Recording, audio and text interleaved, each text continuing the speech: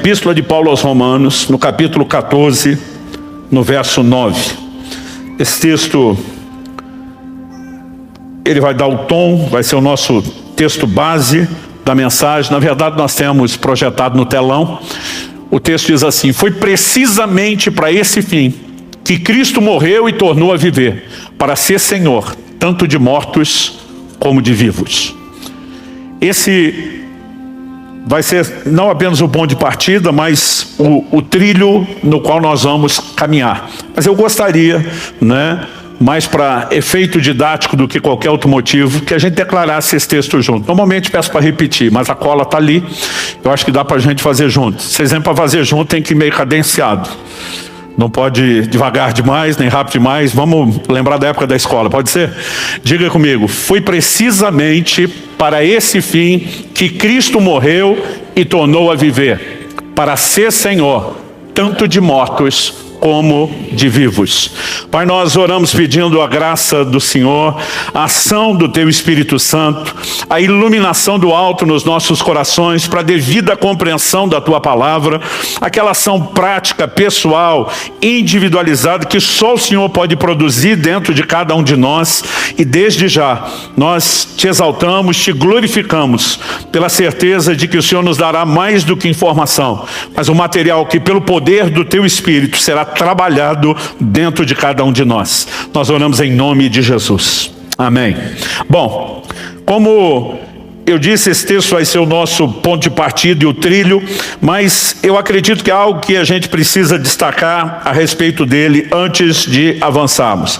Eu diria a você que poucos textos bíblicos apresentam de forma tão clara e ao mesmo tempo, eu diria, abrangente no conceito que traz de si a definição do motivo da morte e ressurreição de Jesus.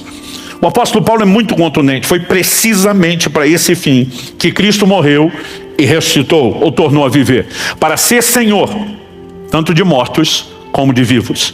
O tema da minha mensagem hoje é o senhorio de Cristo. E nós precisamos entender o quão central isso é na mensagem bíblica. A palavra traduzida aqui, Senhor, no grego Kyrios, ela fala de um dominador. Então, por exemplo, um escravo se dirigia ao seu amo, ao seu possuidor, o chamando por essa expressão. Mas também, nos dias do Império Romano, era a forma como eles se dirigiam ao César, aquele que dominava o mundo dos seus dias. Então, a palavra Senhor, na língua portuguesa, ela tem um peso muito pequeno em relação ao significado que a Bíblia tenta nos transmitir desde Antigo e Novo Testamento. Na nossa cultura, o filho vai dizer: pai, sim, senhor. Mas é aquele senhor assim, eu até entendo que o senhor tem uma certa autoridade, ou mesmo dentro da cadeia de comando militar. Mas quando eles usavam essa palavra como senhor, estava dizendo: você é aquele que domina sobre a minha vida, você é aquele que me governa. Aliás, se você olhar a temática do ensino de Jesus, ele fala sobre o reino de Deus. Todo reino tem um rei, tem um governante, tem um Kyrios, a palavra grega, tem um senhor, que governa soberanamente sobre o seu povo, sobre os seus súditos. Toda a essência da mensagem bíblica gira em torno do senhorio de Cristo, e eu e você precisamos entender isso um pouco melhor. Ele é enfatizado no Novo Testamento, não apenas quando nós falamos de uma orientação aqueles que já abraçaram a fé em Jesus, mas essa mensagem do senhorio de Jesus, ela era apresentada juntamente com o anúncio da salvação que é em Cristo. Quando o evangelho era anunciado, ele tinha uma temática central. Então observe o apóstolo Pedro, por exemplo, pregando no dia de Pentecostes, o primeiro sermão público da história da igreja. Atos capítulo 2, verso 36. Ele termina o sermão dizendo: portanto, toda a casa de Israel esteja absolutamente certa de que este Jesus que vocês crucificaram, a este Jesus que vocês crucificaram, Deus o fez Senhor e Cristo. A palavra Cristo significa ungido. Ela tem o mesmo significado que a palavra Messias do Antigo Testamento. Mas ele está dizendo que Jesus não é apenas o Messias que veio trazer salvação. Deus o fez Senhor. É a mesma palavra Kyrios que mencionamos. Em Atos no capítulo 10, verso 36, o mesmo apóstolo Pedro pregando, agora pela primeira vez aos gentios, ele anuncia o seguinte, Atos 10, 36. Essa é a palavra que Deus enviou aos filhos de Israel, anunciando-lhes o evangelho da paz por meio de Jesus Cristo. Este é o Senhor de todos. Ou seja, a temática do senhorio de Cristo, ela já é introduzida na proclamação do Evangelho.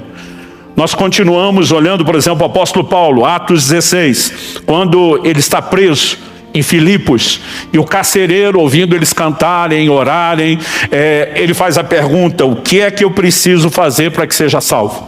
Verso 31 de Atos 16 diz: eles responderam: creia no Senhor Jesus e você será salvo, você e toda a sua casa.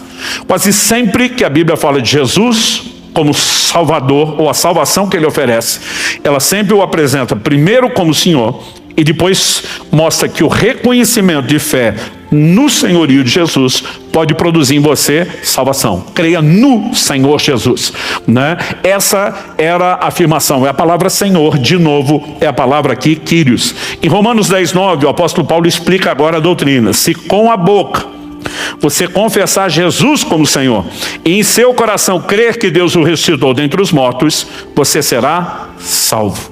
Crer no coração, confessar com a boca, confessar a Jesus como Senhor. A igreja, e desde que eu me entendo por gente, a gente vê o evangelho sendo pregado dessa forma. A igreja moderna mudou aquilo que a Bíblia diz. A gente diz para as pessoas: você tem que crer e confessar Jesus seu Salvador. A Bíblia nunca falou isso. Mas Ele não é Salvador? Claro que é. Se você o confessar como Senhor, você vai ser salvo. Você só vai ser salvo porque Ele é Salvador. Mas embora Ele seja Salvador, Salvador não é o objeto da confissão. O objeto da confissão é Senhor. O reconhecimento do senhorio de Jesus é o ponto de partida para que nós possamos experimentar a salvação e todos os desdobramentos do pacote, do combo completo que Deus nos oferece junto com a salvação. Então, se o senhorio é algo tão importante e central, nós precisamos entendê-lo. E Jesus, no ensino, ele resume a ideia e o conceito prático de senhorio de uma maneira muito simples. Lucas 6,46. Por que é que vocês me chamam Senhor, Senhor, Kyrios, Kyrios, e não fazem o que eu vos mando?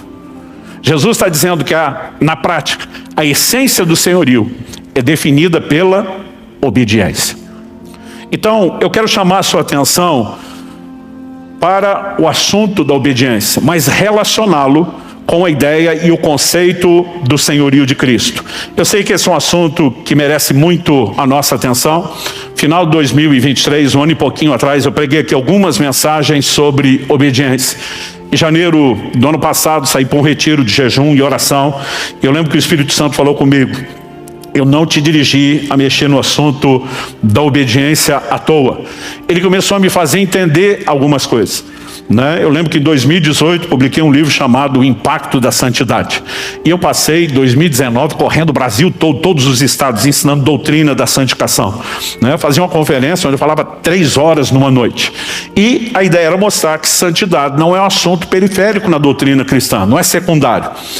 Quando você olha para o propósito da criação, Efésios 1,4, Ele nos elegeu nele antes da fundação do mundo para que fôssemos santos e irrepreensíveis diante dele. Então, nós começamos a trabalhar a temática da santidade. Qual é a essência prática da santidade? É você permanecer distante do pecado. E o que é o pecado? 1 João 3,4 diz que o pecado é a transgressão da lei, é desobediência. Então, basicamente, quando falávamos sobre santificação, estávamos falando sobre crescer no processo de obediência. Eu gastava cerca de 40 minutos dentro dessa conferência só para apresentar a graça como uma força que nos capacita para a obediência. Então, a partir disso, final de 2021, lancei um outro livro chamado Graça Transformadora, porque eu comecei a perceber: é impossível viver santidade, um assunto tão central, sem entender a manifestação prática da graça. E passamos a falar bastante a respeito disso. Mas todo o ensino da graça era para mostrar que ela era uma força capacitadora para a obediência, que por sua vez é a expressão prática de santidade. Quando estava nesse período de jejum e oração, o Espírito Santo me deu um desenho. E escrevi um 3º livro para formar trilogia. Não foi lançado ainda, pode ter certeza que a hora que sair nós vamos fazer o barulho, né? Mas Deus me deu um desenho completo para que sistematizasse toda a doutrina da obediência. E eu lembro que foi só quando terminei o livro sobre obediência. Estava com umas 300 páginas escritas.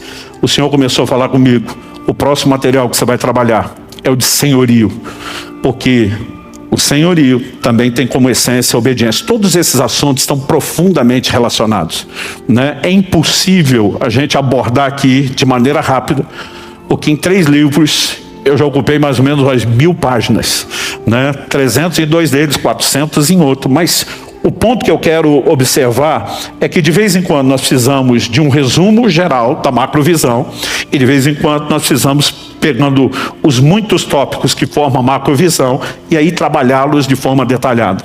Eu quero trazer uma visão do senhorio de Cristo, macrovisão, panorama bíblico, para que você entenda a importância da obediência na prática da vida cristã. Eu quero construir isso começando pelo problema. Como tudo, né, começou lá no Jardim do Éden, o que é que Deus tinha planejado, como a maionese desandou, vamos falar assim, né, o problema, o que é que aconteceu, e a partir de entendermos isso, nós conseguimos compreender um pouco melhor qual a solução que Deus ofereceu. E só depois de considerar qual foi o problema e a solução, é que nós queremos entender qual o chamado de Deus, de maneira prática para mim e para você, para andarmos nesse lugar de sujeição ao seu senhorio, ao seu governo. Então a gente tem que começar pelo início. Em Romanos no capítulo 5, no verso 12, Paulo faz uma releitura do que acontece com Adão e Eva lá no Jardim do Éden. E ele diz assim: por meio de um só homem, uma clara referência a Adão, entrou o pecado no mundo, através do pecado a morte, e a morte passou a todos os homens. O pecado não trouxe dano apenas para Adão, mas para toda a humanidade. Quando a Bíblia fala de morte, ela não está falando de fim de existência. Quando alguém morre e o seu corpo, né, simplesmente foi sepultado, isso não significa que o ser espiritual deixou de existir, mas ela fala de separação. Ou seja, a pessoa perde a conexão com esse mundo e com o relacionamento com seus semelhantes, porque isso findou, é uma separação, mas não é fim de existência. Quando a Bíblia fala dessa morte interferindo no plano de Deus, ela também sempre fala de separação e não de fim de existência. Isaías 59:2 diz: as vossas iniquidades fazem separação entre vós e o vosso Deus, de modo que ele não vos ouça. O pecado gerou desconexão. Ele trouxe essa consequência da morte espiritual. Efésios 2 diz que Deus nos vivificou quando nós estávamos mortos nos nossos delitos e pecados. Mas quando você olha para a essência do problema, ela foi basicamente o quê?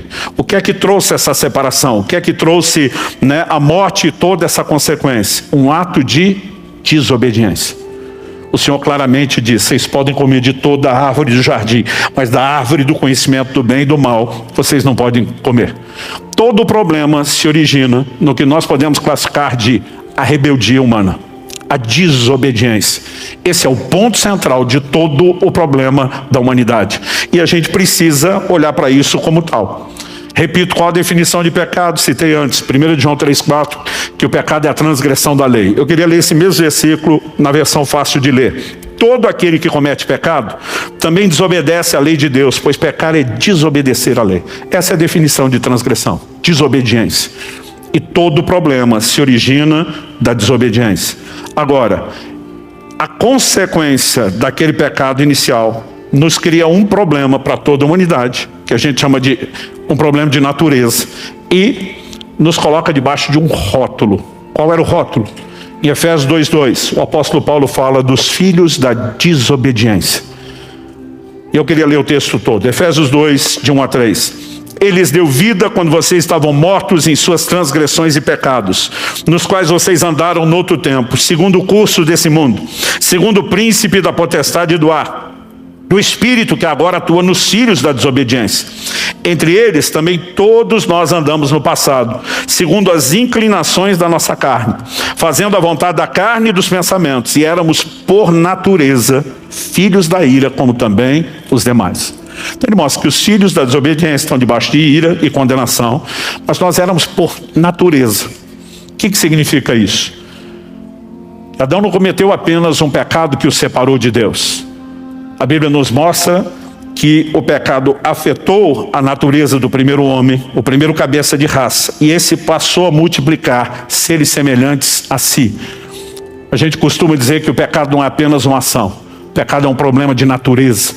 A Bíblia nos mostra isso com clareza. Eu nasci em iniquidade, Salmo 51:5. Em pecado me concebeu minha mãe, Salmo 58:3. Os ímpios se alienam desde a madre, desde que nascem proferem mentiras. E Deus exemplifica isso em Jeremias 13:23, né? Mostrando que o problema do pecado era a natureza do homem. A pergunta que Deus faz: será que o etíope pode mudar a sua pele? Ou o leopardo as suas manchas? Se fosse possível, também vocês poderiam fazer o bem, estando acostumados a fazer o mal.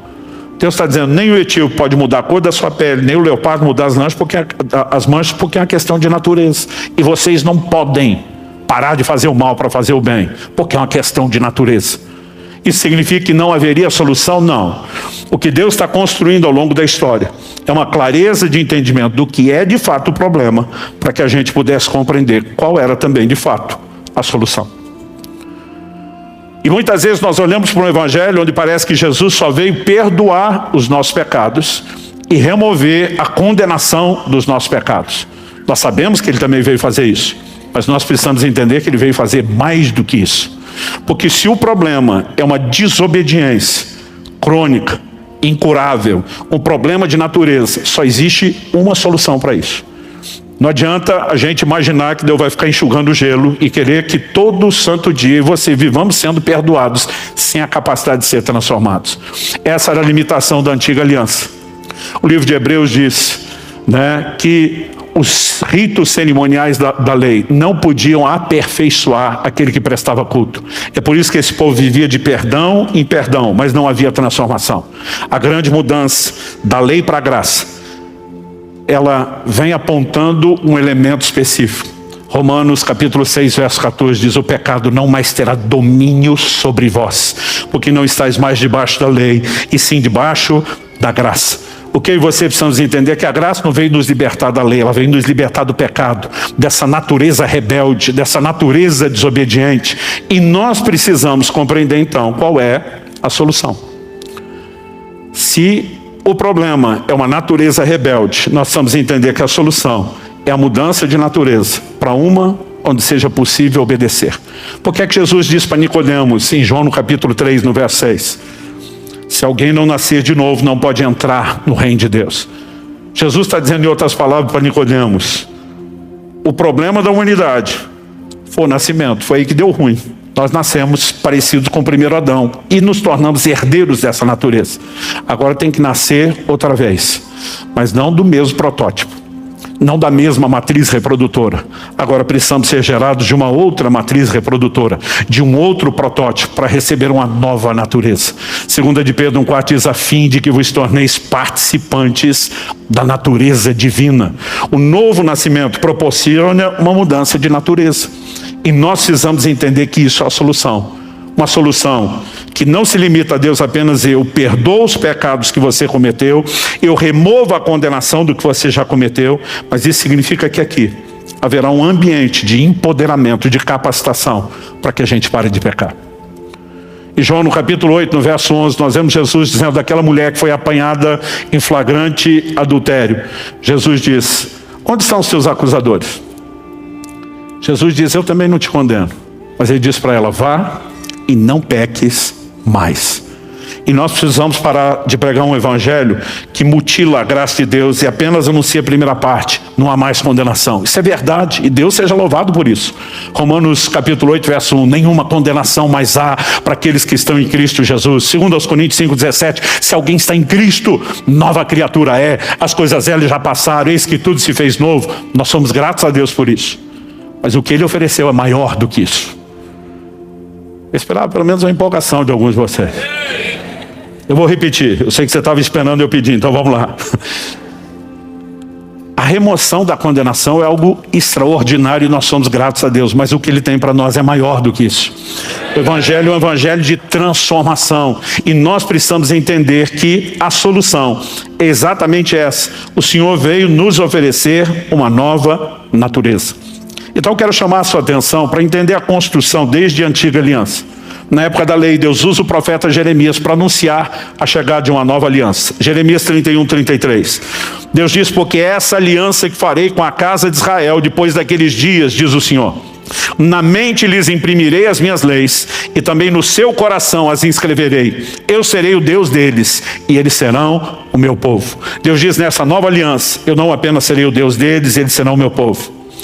O fato de que eles poderão ser chamados de meu povo é porque eu vou escrever no coração deles as minhas leis. Eu vou imprimi-las na mente de cada um. Deus está dizendo, aquilo que nunca pôde entrar no mais profundo do ser deles, a ponto de moldar e mudar na natureza. Deus diz, eu vou colocar do lado de dentro a capacidade de andar na minha lei em obediência à minha palavra. Nós precisamos entender que essa capacitação para a obediência é algo central no Evangelho. Então, se o problema, como destacamos em primeiro lugar, era a rebeldia humana, eu e você precisamos entender que a solução não é só perdão da rebeldia, mas ele está ligado à restauração da capacidade de obedecer. Quem está entendendo, diga amém. Então essa é a solução. E quando Jesus diz àquela mulher, não te condeno, vá e não peques mais, eu sei que na cabeça de muitos de nós é uma mensagem difícil de absorver. Eu lembro quando, ainda garoto, adolescente, lendo Mateus 5,48, vejo Jesus dizendo, sede vós perfeitos, como perfeito é o vosso Pai Celestial. Primeira coisa que eu pensei, exagerou em Jesus. Estava empolgado. Né? Porque na minha cabeça já não é possível ser perfeito. O que dizer perfeito no mais absoluto padrão de perfeição, que é o do Pai Celestial. Mas se alguma coisa que Jesus falou não é digna de confiança, por que é que o resto seria? Então a gente tem que olhar e cogitar, só tem duas probabilidades lógicas aqui. Ou Jesus falou a verdade ou não falou. Mesmo que você queira desdobrar ele não ter falado a verdade por motivos diferentes, né? Ou porque não conhecia, ou porque deliberadamente estivesse enganando. Nós sabemos que isso não cabe na pessoa de Jesus. Ele é luz, nele não há trevas alguma, a Bíblia diz que ele não pode mentir. Então eu e você precisamos olhar e dizer, peraí, ele falou a verdade. Então é possível não pecar, não desobedecer. Isso não significa que a gente vai conseguir sozinho ou com o nosso esforço. É aí que nós precisamos entender o que não só a mudança de natureza, mas todos os recursos que acompanham essa obra da salvação e do Evangelho, quais são os recursos que Deus nos disponibilizou. Porque mesmo com a experiência do novo nascimento, a mudança de natureza não é instantânea. Porque a verdade é que você recebeu uma nova natureza sem perder a velha. Jesus explica para Nicodemos. Quando ele fala nascer de novo, ele diz, vou entrar no ventre da mamãe, ser dado à luz outra vez, né? Jesus diz, Nicodemos, o que é nascido da carne é carne. O que é nascido do Espírito é Espírito. Jesus está dizendo, quando você entrou no mundo, foi o nascimento de carne. Foi nesse que deu ruim. Não adianta repetir esse. Se houvesse uma forma hipotética de repetir o primeiro, você ia viver no loop, na repetição. Toda vez que você nascesse, outra vez, nasceria com o mesmo problema e a mesma natureza pecaminosa. Jesus diz, o novo nascimento é no Espírito. Quando eu e você nascemos de novo, na experiência de conversão a Cristo, isso é o que acontece no nível do nosso espírito. É ali que nós recebemos a nova natureza. Mas o dia que você se converteu, seu espírito desencarnou, desincorporou, saiu do corpo vagando por aí? Não. Então essa nova natureza do seu espírito, ela está habitando dentro de uma morada velha, que é o seu corpo de carne, que carrega a velha natureza e inclinação ao pecado. E aí nós vamos ter que entender a orientação bíblica prática. Se despir do velho homem, está falando do comportamento antigo, e se revestir do novo. A transformação não é instantânea, o aperfeiçoamento não é instantâneo, né? O livro de Provérbios já dizia, Provérbios 4,18, que a vereda do justo é como a luz da aurora, vai brilhando mais e mais até ser dia perfeito, a progressividade. O Novo Testamento vai dizer em 2 Coríntios 3,18 que o Espírito nos transforma de glória em glória na imagem do Senhor. A expressão transforma, a mesma que vai aparecer lá em Romanos 12, transformai-vos pela renovação da vossa mente, é a palavra metamorfose. Ela não é transformação instantânea, é transformação por processo. Mas eu e você precisamos entender no que Deus quer nos transformar, qual a responsabilidade que nós temos, porque senão jamais viveremos a transformação. E essa transformação, ela nos torna semelhantes àquele que é o modelo de obediência, né? Aliás, é interessante você reconhecermos, né, que quando o Evangelho é pregado, toda a ênfase está ligada ao assunto da obediência. Romanos 15,18, Paulo diz assim, Porque não ousarei falar sobre coisa alguma, a não ser sobre aquelas que Cristo fez por meio de mim, para conduzir os gentios à obediência, por palavras e por obras. Então, quando ele falava de pregar o evangelho, conduzir os gentios à obediência. Essas afirmações não estão aí na Escritura à toa. Aliás, nós podemos dizer que a obra de Cristo na minha e na sua vida mudou o rótulo que nós tínhamos. Filhos da desobediência era parte do passado. Em 1 de Pedro, capítulo 1, versos 14 e 15, a Bíblia diz: como filhos da obediência, não vos amoldeis às paixões que tinhas anteriormente, na época da desobediência, na vossa ignorância. Pelo contrário, segundo é santo aquele que vos chamou, tornai-vos santos também vós mesmos em todo o vosso procedimento. Toda a conduta e o comportamento do cristão precisa de transformação. E nós precisamos entender que isso não é apenas uma exigência, não é apenas uma imposição que Deus vai nos cobrar o tempo todo, mas é um projeto, é um alvo, e Ele tem toda uma capacitação para nos conduzir a tal. Mas nós precisamos entender o que Deus quer, se nós queremos corresponder com Ele e de fato dar a devida resposta. Não importa se a gente vai falar do primeiro tópico do problema, ou se nós vamos falar do segundo que estamos abordando agora, que é a solução. O primeiro do problema era a rebeldia. A solução é a restauração da obediência. Quando você olha para a definição do Evangelho, do que aconteceu com Adão, do que Cristo veio fazer, nós temos aí uma temática comum. Romanos 5,19. Paulo diz assim: porque pela desobediência de um só homem, Adão, muitos se tornaram pecadores. Assim também, por meio da obediência de um só, muitos se tornarão justos. A própria obra de Adão, que compromete tudo, é apresentada como desobediência. Mas aquela que Cristo veio para reverter o que o primeiro tinha feito, é apresentado como um padrão de obediência. E nós precisamos entender, o Evangelho transita, dentro desse cerne. A própria perdição eterna é anunciada não só para os que não creem. Nós sabemos que Jesus disse: quem crê será salvo, quem não crê já está condenado. Mas nós precisamos entender que a Bíblia o tempo todo também relaciona isso com obediência ou desobediência. 2 Tessalonicenses, capítulo 1, final do verso 7 e o verso 8. Falando do retorno de Cristo, a Bíblia diz: quando do céu se manifestar o Senhor Jesus, com os anjos do seu poder em chama de fogo, tomando vingança contra os que não conhecem a Deus e contra os que não obedecem ao Evangelho do nosso Senhor Jesus. Então, toda a temática proposta agora na obra de Cristo tem a ver com obediência, porque Ele está se concentrando na solução do que era o problema: rebeldia e desobediência. A gente precisa dessa macrovisão, senão é difícil até entender o lugar de importância, que a obediência tem. Então, destacado o problema, que era a rebeldia humana, enfatizada a solução, que envolve o empoderamento, a capacitação para a obediência. Nós precisamos crer nessa capacitação. Eu olho para muito cristão e parece que eles acreditam que a tentação é algo sobrenatural, mas que resisti-la seria um esforço humano natural. Como é que nós vamos ganhar essa guerra? Aliás, eu brinco que o crente, quando peca, não lembra dos textos bíblicos. Mas depois que peca e vai confessar, a verdade, muito crente não confessa, ele justifica. Eu brinco que o mesmo crente que não lembrou do texto bíblico na hora de pecar, ele vira teólogo depois que pecou. Outro dia um falou para mim: pastor, como diz a Escritura? E aí começa a citar Romanos 7 de cor: miserável homem que sou, quem me livrará do corpo dessa morte? O bem que eu quero, esse eu não faço, o mal que eu não quero, esse faço. Tipo assim, não tem jeito. Eu falei: filho, Romanos 8, versículo 2. Porque a lei do Espírito da vida em Cristo Jesus te libertou da lei do pecado e da morte. Nós precisamos olhar para a palavra de Deus de forma correta. Um dia perguntei para um que tinha me confessado uma bobagem que fez. Falei: como é que você conseguiu chegar a esse ponto? Ele falou: culpa do Satanás. Eu falei: tenta outra. Essa Eva já tentou. O Adão jogou a culpa em Deus, na mulher, a mulher jogou a culpa no cão. Eu falei: tenta outra, que essa não corre. Não, pastor, está lá na Bíblia que o Satanás é tentador. Ele é o tentador, ele me tentou, a culpa é dele. Eu falei: 1 Coríntios 10:12 diz: o que está em pé, cuide para que não caia. Depois de chamar a gente a responsabilidade de ficar em pé para não cair. No versículo seguinte, o verso 13, Deus diz assim: não vos sobreveio tentação que não fosse humana. O texto diz que Deus é fiel, não permitirá que eu e você sejamos tentados além das nossas forças. E ainda afirma: pelo contrário, juntamente com a tentação proverá livramento. Então, o que é que você precisamos entender? Se a Bíblia está dizendo que não vos sobreveio tentação que não fosse humana, a tentação é humana. ela é natural, ela não é sobre-humana, não é sobrenatural. Mas o cara insistia, mas Satanás é o tentador. Eu falei, criatura, para.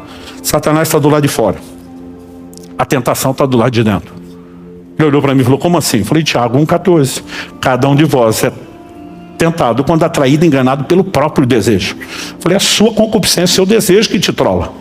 Não, mas Satanás é tentador. Eu falei, vamos lá, o tentador está do lado de fora, a tentação está do lado de dentro. O tentador é sobrenatural, porque ele é um ser espiritual, mas a tentação é um desejo natural. O tentador externo, do lado de fora, sobrenatural, não pode enfiar a goela abaixo dentro de você um desejo que você não tem. O máximo que ele pode fazer do lado de fora é botar o cardápio debaixo do seu nariz e provocar e estimular o seu desejo. Então, o tentador é sobrenatural, a tentação não é. E se a gente não reconhecer isso, então não vamos longe. Porque se a tentação é sobrenatural e eu tenho que vencê-la no meu esforço natural, deu ruim. Você já deu um perdido antes de começar, consciente ou inconscientemente. Agora, o que é sobrenatural nessa história? Não é, nunca foi, nunca será a tentação. Deus está dizendo, não sobreveio tentação não fosse humana. Deus está dizendo, isso é natural. Então o que é sobrenatural? O livramento. Deus proverá livramento. A única coisa sobrenatural é a capacitação para vencer a tentação. Há uma graça, há uma força capacitadora que nos empodera na nova aliança a vencer a tentação, a vencer a inclinação, a desobediência e não pecarmos. Quantos são gratos a Deus por isso? Então nós precisamos entender que a proposta do Evangelho não é só ficar perdoando pecados que não podem parar de ser repetidos. É nos levar a um lugar onde haja aperfeiçoamento, onde haja transformação, onde haja essa capacitação e empoderamento à obediência. Essa é a solução. Dito isso, vamos para o terceiro e último lugar. A obediência é o cerne, o centro, a essência da prática da vida cristã. Você pode repetir isso comigo? Diga, a obediência é o cerne da vida cristã.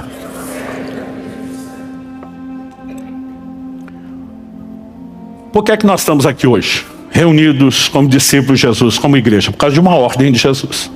Então lá na grande comissão, registrada em Mateus 28, 19 e 20, nós vemos Jesus declarando, portanto vão, façam discípulos de todas as nações, batizando-os em nome do Pai, do Filho e do Espírito Santo.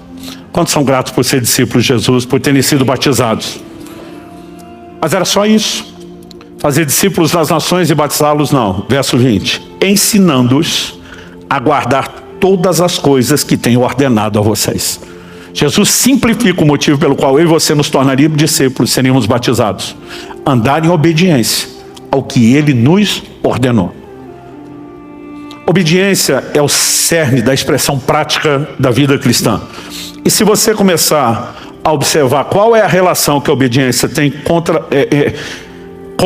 não contra, outros assuntos que são alicerces, fundamentos, né, da nova aliança, você começa a entender um pouco melhor a sua importância.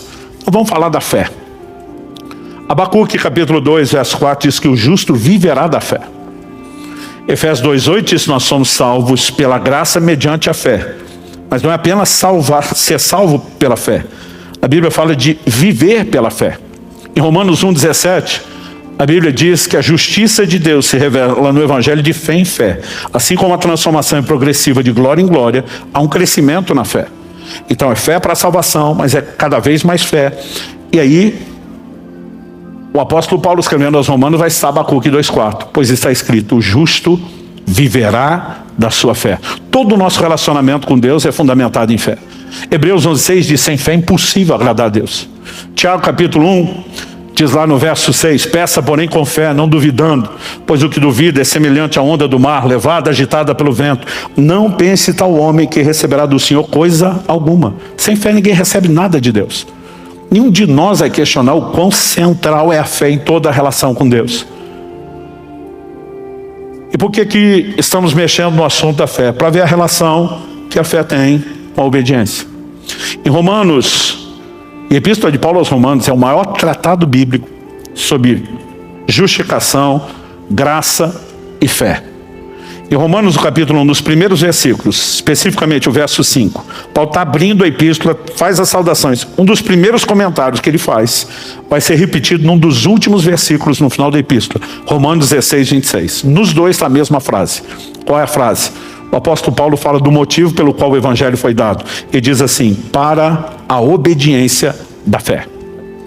Quando a Bíblia fala da fé, não é apenas algo para ser crido, como se a fé fosse uma espécie de sentimento. Essa fé, ela se expressa por meio de ações. Às vezes os crentes fazem muita confusão, porque Paulo, quando vai falar da salvação, ele diz: pela graça sois salvos mediante a fé. Isso não vem de vós, é um dom de Deus, não vem das obras para que ninguém se glorie. Aí nós temos um segmento no nosso meio que diz: onde tem fé não pode ter obras. Nunca foi o que Paulo falou.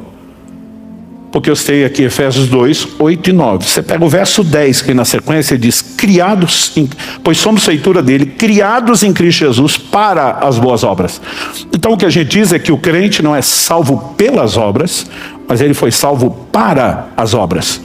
Não é porque tem fé que as obras não estão presentes. Só que Tiago vai explicar isso de uma maneira ainda mais clara. Tiago diz assim: me mostra a sua fé sem obras, que eu pelas minhas obras mostro a você a minha fé.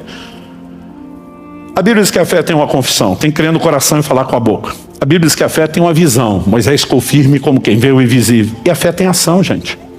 Qual é a ação prática da fé? A obediência. Então vamos falar da fé que salva.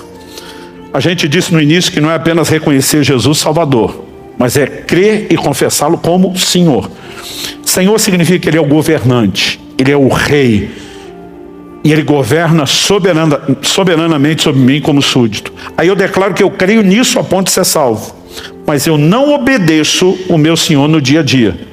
A minha conduta está alinhada com a minha fé? Evidentemente que não. Então nós precisamos entender que a obediência é talvez a maior expressão de fé que nós podemos encontrar nas Escrituras. E aí você entende por que ela é um assunto tão central. Vamos pular para outro exemplo. E a ideia aqui não é esgotar, vou falar só de 3, de vários que poderíamos falar e que talvez eu fale mais ao longo do ano aqui. Quando questionaram a Jesus, lá em Marcos 12, de 28 a 31, sobre qual era o maior, o principal, o primeiro mandamento. Você lembra a resposta de Jesus, citando o livro de Deuteronômio? Amarás o Senhor teu Deus de todo o teu coração, com toda a tua alma, com todo o teu entendimento, com todas as tuas forças. Marcos 12, 30. Se amar a Deus é o maior mandamento, nós precisamos entender biblicamente qual é a melhor expressão do nosso amor para com Deus. E Jesus define isso em poucas palavras em João 14, 21. Aquele que tem os meus mandamentos e os guarda, esse é o que me ama. Ele está dizendo: se você me ama, eu não quero só ouvir a sua boca dizendo isso. Eu quero ver suas ações de obediência expressando isso. Quando era garoto, se aproximava alguma data festiva que envolvia meu pai, aniversário dele ou dia dos pais, e a gente começava a rodear, perguntar o que ele queria ganhar de presente. Evidentemente, íamos pagar com o dinheiro dele, mas a gente queria fazer a cortesia com o chapéu dele mesmo. Para mim era frustrante, porque meu pai sempre dizia: vocês não precisam me dar nada. O único presente, o melhor presente que vocês podem me dar é obediência. Para mim aquilo era um clichê que eu não aguentava ouvir. Mas um dia meu pai falou: um dia você vai ser pai e vai me entender. E quando me tornei pai, eu não entendi só ele. Eu entendi a expectativa do Pai Celestial, que espera que nós, os seus filhos, possamos valorizar obediência. Entender que isso é um ato que expressa não apenas amor, mas honra. Jesus é claro nisso. Se aquele que tem os meus mandamentos e os guarda, esse é o que me ama. Então qual é a forma como eu e você vamos expressar fé na conduta prática do dia a dia em Jesus nosso Senhor? Obediência. Qual é a forma como expressamos o nosso amor por Ele? O cumprimento do maior mandamento. Obediência. E nós falamos a respeito de salvação, mas a salvação depende do reconhecimento do senhorio. Então vamos voltar na declaração de Paulo. Se no teu coração creres que Deus ressuscitou Jesus entre os mortos, e com a tua boca confessares Jesus como Senhor, será salvo. Assim como fé, assim como maior mandamento. Não dá para dizer que salvação não é uma das temáticas principais do Novo Testamento. Mas se para ser salvo eu tenho que reconhecê-lo como Senhor, vamos voltar ao que eu falei lá no início da introdução. Como eu e você podemos de forma prática expressar que estamos debaixo do senhorio. Lucas 6,46, vamos voltar lá de novo. Por que é que vocês me chamam Senhor, Senhor, e não fazem o que eu mando? Se eu sou Senhor, vocês têm que me obedecer. Então, se a essência do senhorio é a obediência, e a essência da salvação é o reconhecimento do senhorio, como é que eu e você vamos transitar em qualquer dos principais assuntos da doutrina bíblica sem passar pelo terreno da obediência? Não é um assunto que eu e você tenhamos que ignorar, mas de alguma forma eu sinto que se nós não valorizarmos isso, a gente não vai conseguir levar as pessoas a um lugar de compreensão, né, prática do como andar nisso dia a dia. Alguém me perguntou, quando em 2022 eu fiz mais de 120 edições da conferência Graça Transformadora no país todo. A pessoa me perguntou, pastor, por que o senhor está nesse esforço de correr o país todo? Falei, porque eu preciso convencer o povo que o assunto é importante, porque senão eles não lêem o livro. E por que a gente tem que convencer? Porque parece que durante muito tempo na doutrina bíblica, a gente tratou da obediência como se fosse o tema dos poucos santificados que talvez consigam chegar lá. E nós não entendemos que esse é o caminho de Deus para todo mundo. Mas se a gente começar a entender o lugar de importância, a gente tem que se deixar ser mais atraído, não apenas dar atenção, processar, digerir, mas entender as ferramentas práticas para que a gente viva nesse lugar de obediência, de sujeição ao senhorio de Cristo. Mas agora me deixa fazer outro questionamento. Eu falei da fé, falei do amor a Deus e falei da obediência, a rendição ao senhorio dentro do processo de salvação, para mostrar, né, que em todos esses assuntos a obediência ela está relacionada. Mas agora me permita fazer um questionamento. Essas áreas que nós abordamos, a gente pode, além de experimentar o avanço, a gente pode viver retrocesso, e a resposta é sim. Então vamos falar da fé. Porque alguns estão olhando para a conversão pela fé, quase como se fosse o camarada que fez um concurso público para entrar naquele lugar de funcionário público com instabilidade, que não pode ser mandado embora. Então eles acham que a conversão pela fé é assim, eu tinha que crer para entrar, agora que entrei ninguém me tira daqui. E a minha pergunta para as pessoas é, você realmente consegue acreditar nisso? Porque quando a Bíblia diz que eu sou salvo pela fé, mas que o justo vive de fé, e que a justiça, a justificação de Deus vai se revelando de fé em fé, significa que o que foi começado tem que ser continuado, de preferência que haja crescimento. Mas o apóstolo Paulo diz em 2 Timóteo 4,7, combati o bom combate, encerrei a carreira, guardei a fé. Porque Paulo iria se gloriar de guardar algo que não se pode perder. Agora, se pode perder a fé, nós sabemos que pode, porque Paulo escreve a Timóteo, 1 Timóteo 1,19, fala de alguns que naufragaram na fé. Eu sempre faço questão de explicar o que é essa alegoria. A maioria de nós hoje não se locomove usando barcos como eles na antiguidade.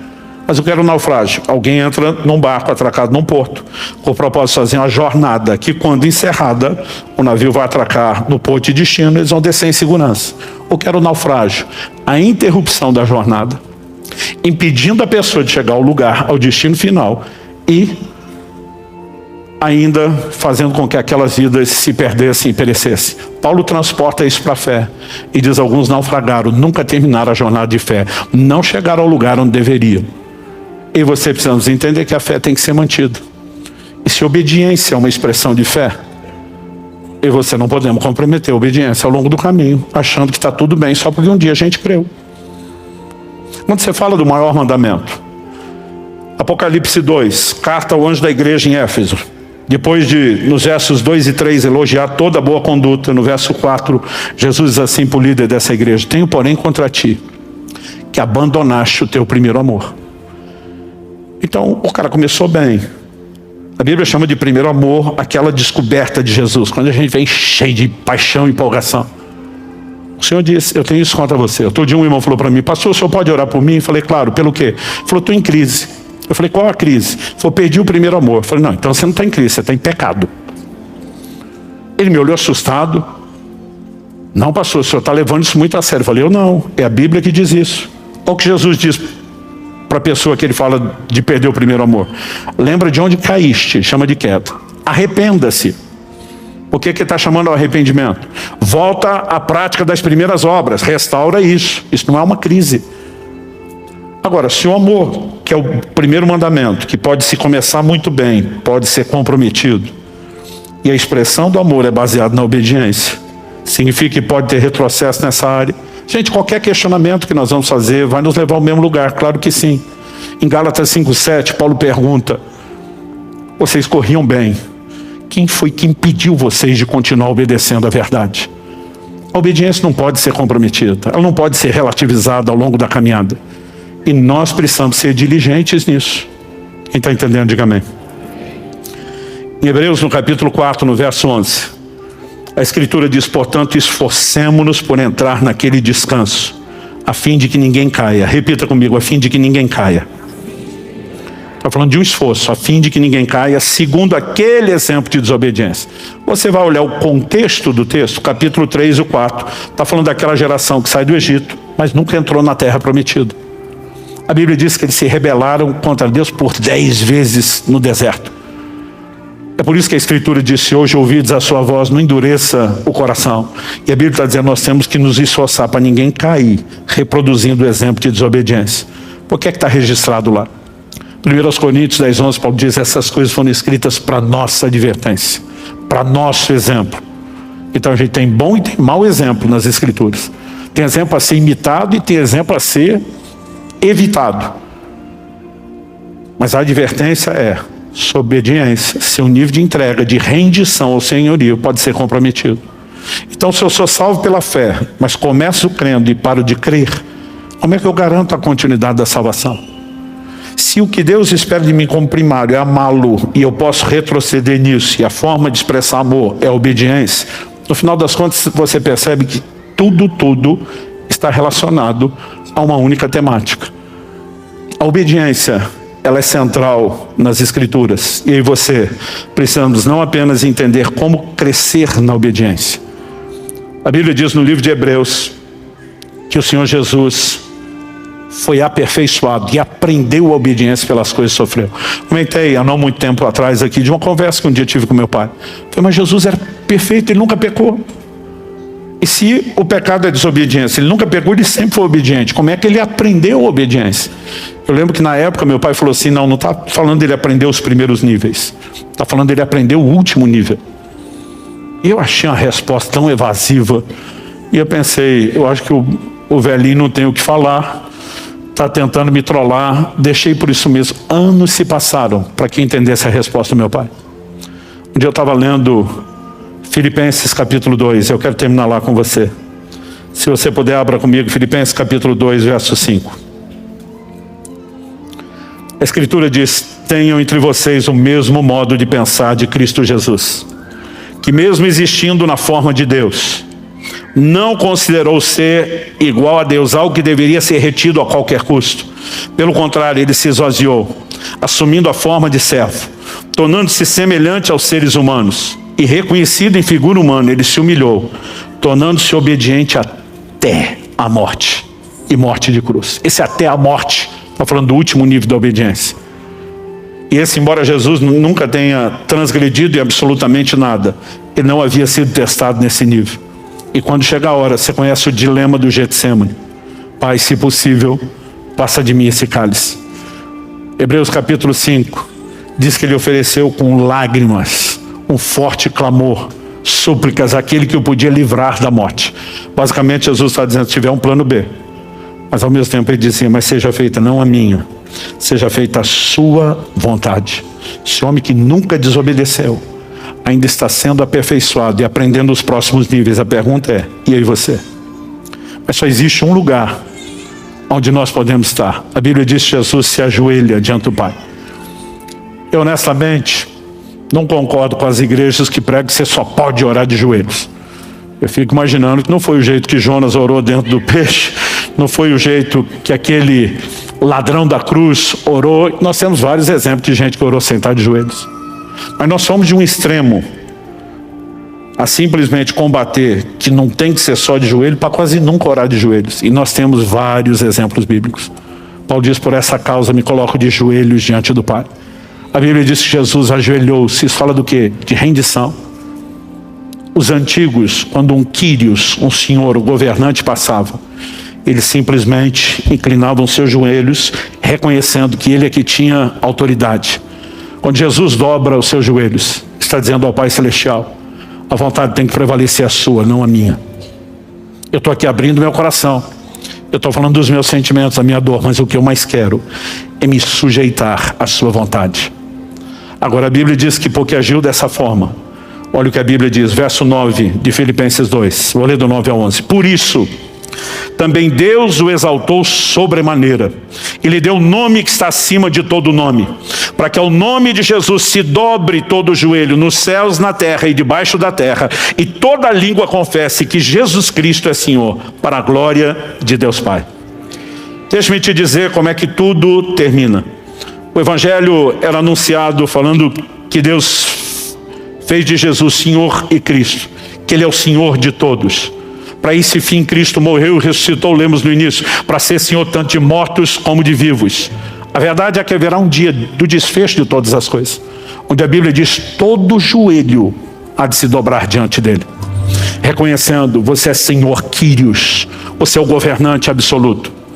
A Bíblia diz onde isso vai acontecer, o joelho de toda criatura, nos céus, anjos, na terra, homens, mas a Bíblia diz debaixo da terra, até mesmo demônios, um dia vão se curvar diante dele, dizendo, só Jesus é Kyrios.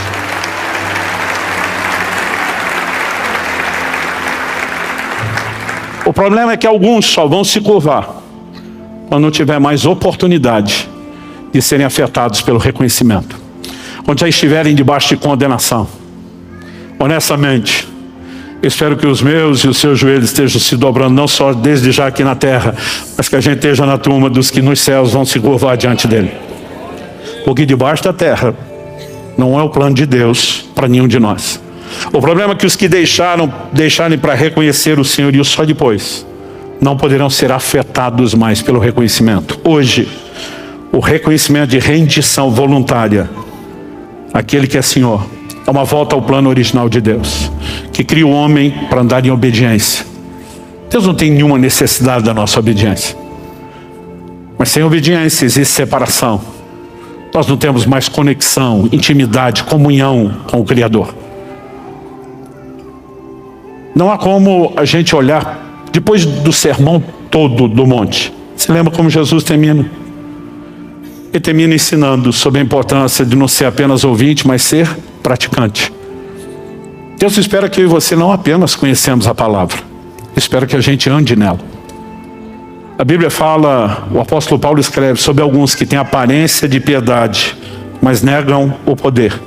Ele fala como crente, ele age como crente, ele veste como crente, ele vai nos ambientes de crente, mas a conduta do dia a dia está negando o poder que empodera para a obediência. Porque de alguma forma, às vezes nós estamos querendo viver o ambiente, mas nós estamos negando a essência. Ter Jesus como Senhor é mais do que ter uma confissão. Nós precisamos demonstrar isso a cada atitude, evitando o pecado. Onde existe algum tipo de pecado cometido, e o pecado deveria ser uma surpresa e não planejamento, eu e você precisamos ter atitudes imediatas de arrependimento, de humilhação, de conserto, onde a gente volta a se sujeitar ao senhorio de Jesus. O senhorio de Jesus é o tema central, essa é a razão pela qual ele veio. E aí você acreditar que ele morreu e ressuscitou só para perdoar pecados, mas não deixá-lo ser Senhor da nossa vida, não poderia estar mais incompleto ou mais distante da verdade. Eu não vim te apontar o dedo, nem jogar pedra em você. Honestamente, eu fico pensando que essas são verdades que eu queria ter entendido com mais clareza desde o início da caminhada. Eu queria ter sido exposto a esse tipo de ensino e de compreensão mais rápido. Porque isso nos permite, ao entender o que Deus quer, saber exatamente o que é que nós precisamos para corresponder com Ele, para estar dentro daquilo que Ele tem para nós. Então, eu gostaria que nós pudéssemos encerrar tendo um tempo de oração.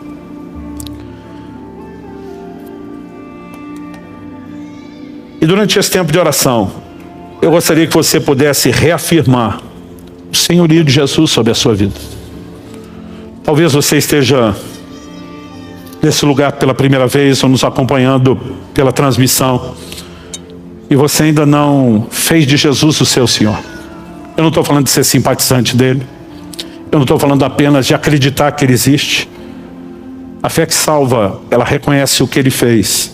Ele veio restaurar o problema da rebelião, nos levando de volta a um lugar de obediência. E o primeiro passo que nós precisamos dar é a rendição ao governo dele, dizendo: eu me submeto, eu te reconheço, Quírios, Senhor da minha vida. Se você não fez isso ainda, eu não quero que você vá embora sem tomar a decisão mais importante da sua vida, dessa atual terrena e da vida eterna futura. Talvez haja pessoas aqui no nosso meio nos acompanhando que um dia tomaram essa decisão. Mas vocês, talvez hoje se classifiquem naquele time dos Gálatas, para quem Paulo fala: vocês corriam tão bem. Quem impediu vocês de continuar a obedecer? Por que é que vocês arrefeceram da obediência? Isso significa que tudo está acabado? Não. Significa que o Deus que te ama profundamente está te chamando de volta, dizendo: vamos retomar a corrida, vamos recomeçar. Você pode voltar a esse lugar, e talvez você precise hoje de uma reconciliação formal com Ele, de um recomeço, mais uma vez. Mas eu creio que todos nós precisamos nos expor a uma ação e um toque de Deus.